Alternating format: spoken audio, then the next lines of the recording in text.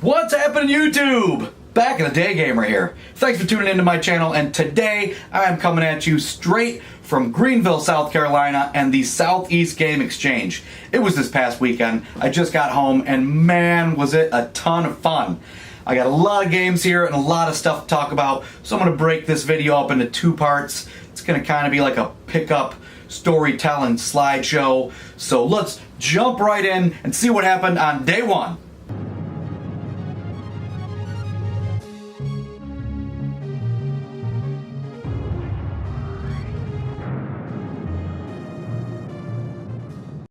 Downtown Greenville was awesome. I know you want to see about the video games, but I just want to stress how cool downtown Greenville, South Carolina was. Place was beautiful, picturesque, and waterfalls, a great main street to walk down. Just the restaurants were fantastic. Some of them were possibly the best I'd ever been to. Put a couple pictures up right here. After we left Husk, we met up with J-Love and her friend Linda.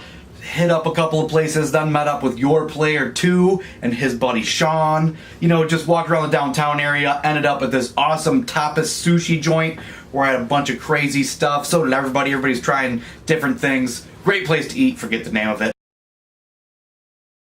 To begin our day, Saturday, which was fantastic. At the convention, I had a great time.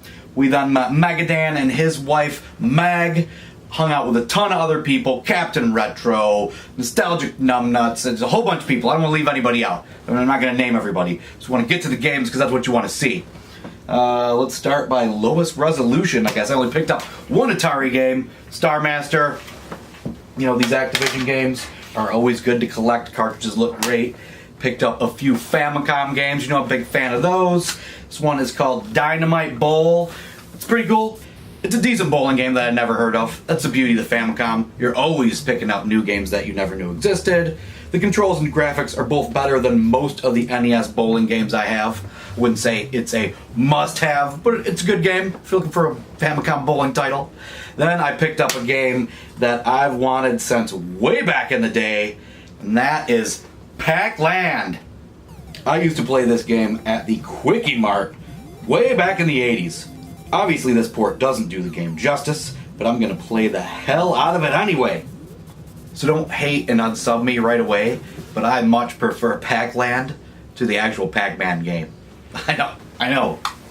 So one more Famicom game, and that is a game I already have on the NES, but it may be the original game I bought for my NES. It might be the second game. I can never really nail that down, but it is Spelunker, and yes, I already have it, but this has this sweet cartridge where it has a little red light that comes on when you're playing the game. Now, I've always liked this game, but you probably won't, because the controls are so touchy. This game is notoriously difficult. Aside from being a huge fan of this game, I wanted to pick this up because the cover art on the Famicom is so much better than the NES version. Moving on to the pile of NES goodness right here. Start off with Flying Warriors. This game is pretty sweet. It's totally Fist of the North Star meets Rygar. Cutscenes, quests, RPG elements, boss battles. Hidden gem, for sure. Finally got a copy of Nightshade. Picked this up from the man with the best song on the YouTubes, Captain Retro. Had a cool time hanging out with him Saturday night at the bar as well. He was a cool character, just like I thought he would be. Got a copy of Daydreamin' Davy. This is definitely an odd game with possible potential. Intro story is funny, but it has the shittiest graphics ever. I'm interested in seeing more, but the controls are not great, so I have low expectations. Got a copy of Magician. Been wanting to snag this one for a while as well. Snagged another unlicensed game for my collection, Dudes with Attitudes. Wow, that game is shit. Keep it out of your collection.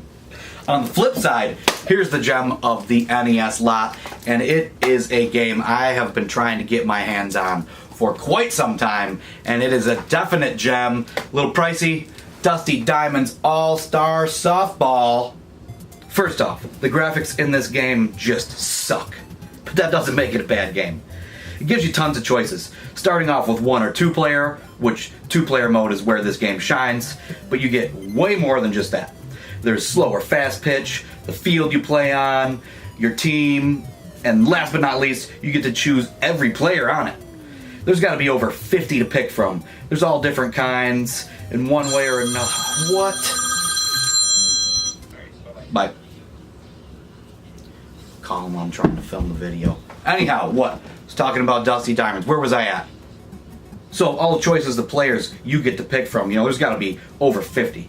They're all different in one way or another. There's some oddballs like a witch who swings a broom instead of a bat, a miner who has a pickaxe.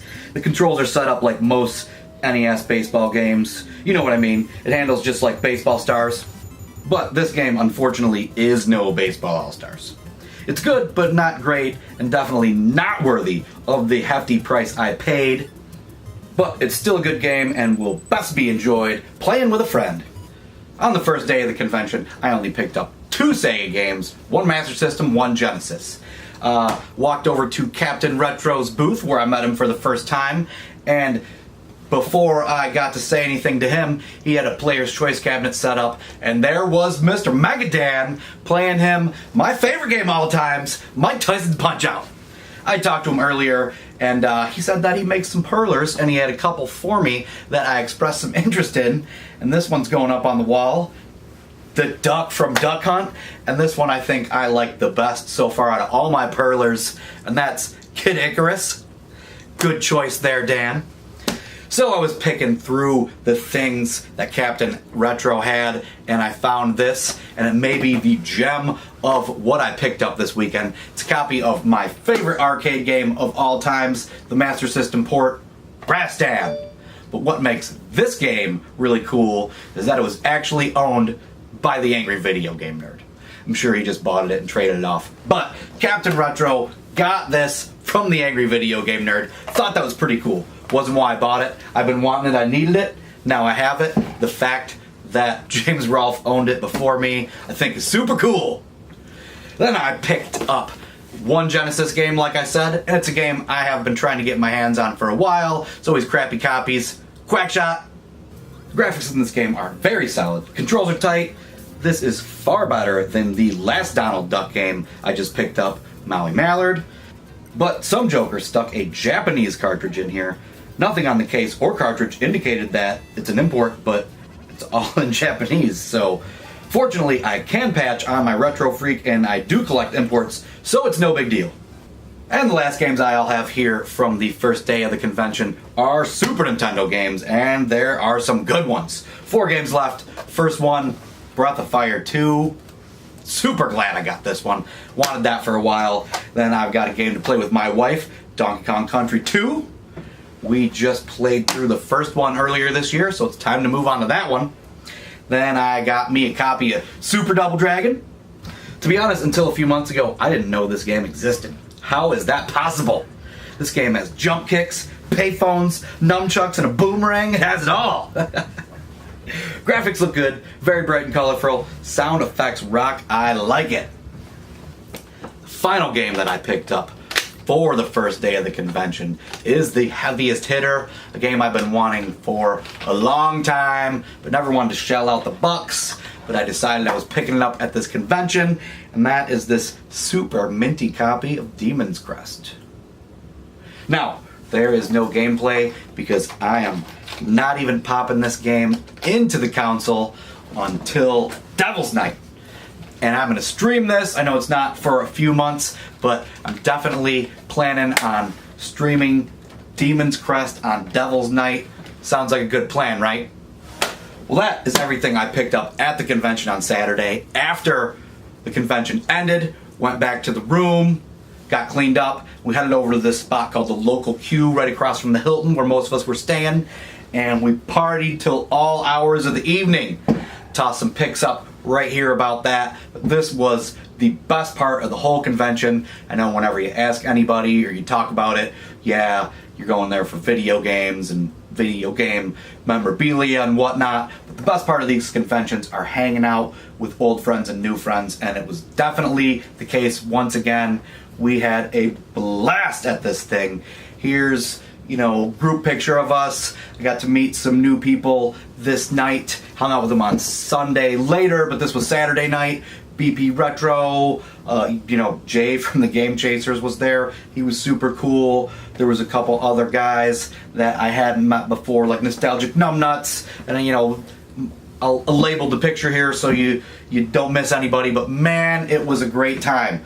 So that wrapped up day 1 of the Southeast Game Exchange, and stay tuned for part 2 coming up in a couple of days where I show off the second pile of games. So thanks for watching, like, comment, subscribe, all that jazz, and until next time, YouTube, keep it retro!